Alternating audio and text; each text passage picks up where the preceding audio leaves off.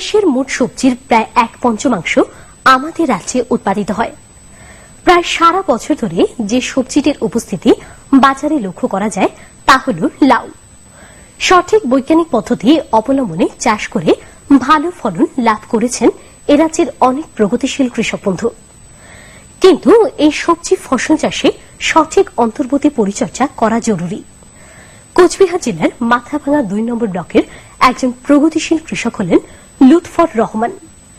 তিনি গত 5 বছর ধরে গ্রীষ্মকালীন লাউয়ের চাষ করে চলেছেন এবং প্রতি বছরই তিনি সন্তোষজনক ফলন পেয়ে থাকেন।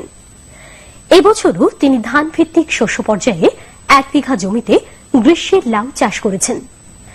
এখন তার এই ফসলের বৃদ্ধি দশা চলছে। এই সবজি চাষে তিনি কোন কোন প্রযুক্তি অবলম্বন করে থাকেন সে বিষয়ে কৃষক বন্ধু জানালেন। লাউ লাগাইছি 1 বিঘা। আগে ছিল ধান, ধানের পরে লাগালাম কেলটি করে তারপর রোটার দিয়ে চাষ করলাম। পর্যাপ্ত পরিমাণে গোবর সার দিলাম আমি।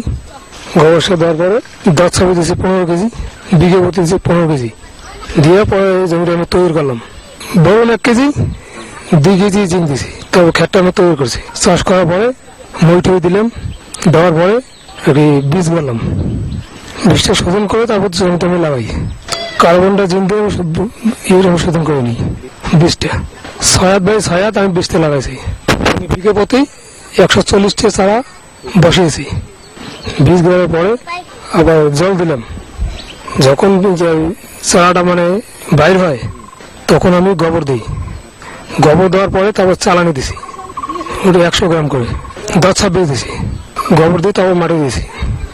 জল দেই খেতে, জল দিয়েছি 3 বার। জল না দিলে খেতটা কিন্তু নষ্ট হয়ে যাবে।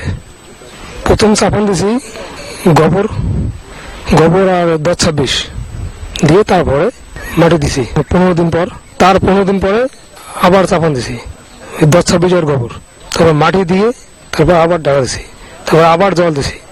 তারপরে জামিটা দিলাম আমি। জামি দেওয়ার পরে তবে ভাবলাম যে না, ক্ষেতটা আমাদের একটু যত্ন করতে হবে। ক্ষেতে ঘাস হয়েছে, ক্ষেতটা একটু যত্ন করি। কোদাল দিয়ে আমরা চেঁচি, চেঁচে দেওয়ার পরে আবার জল দেবো, জল দিয়ে আবার সার দেবো, সাবান দেবো, দেওয়ার পরে ওষুধ দেবো। আবার আমি রোগের জন্য কার্বোডেজিন মেন্টোজেব স্প্রে করে দিই যাতে ধসা না ধরে। পোকার জন্য নিম তেল আমি স্প্রে করি। এছাড়া এসিভেট পোকার জন্য আমি স্প্রে করে দিই। গ্রোথ বাড়ার জন্য ভিটামিন আমি স্প্রে করে দিই। আমার গাছের বয়স হচ্ছে 2 মাস, ফল ফুল আমার এসে গেছে।